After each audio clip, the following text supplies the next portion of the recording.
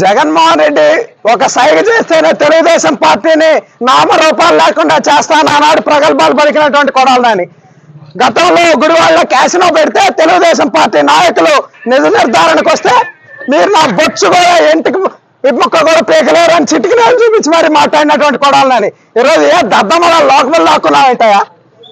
సిగ్గుండాలని బతుకి ఇప్పటికైనా అర్థం చేసుకో. అధికారం లేకపోతే పోలీసులు లేకపోతే నీ ఒక్కొక్క బతుకు.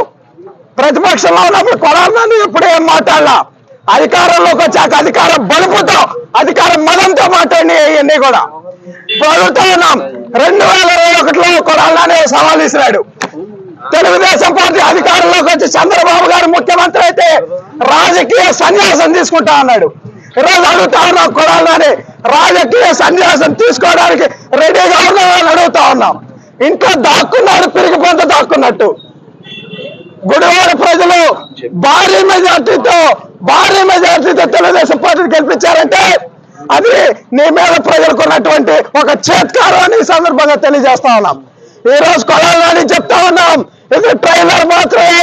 సినిమా ముందున్న రాజా లోకేష్ గారి ఆధ్వర్యంలో మళ్ళీ అంకుశ సినిమా తీపోతా ఉన్నారు.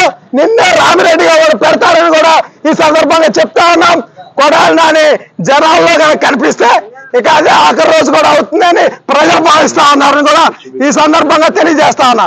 పీకుతా బొచ్చు మీకు రమ్మంటావు కదా, రాబోయేదిరా బొచ్చు పీకుతారా రండి అన్నావుగా.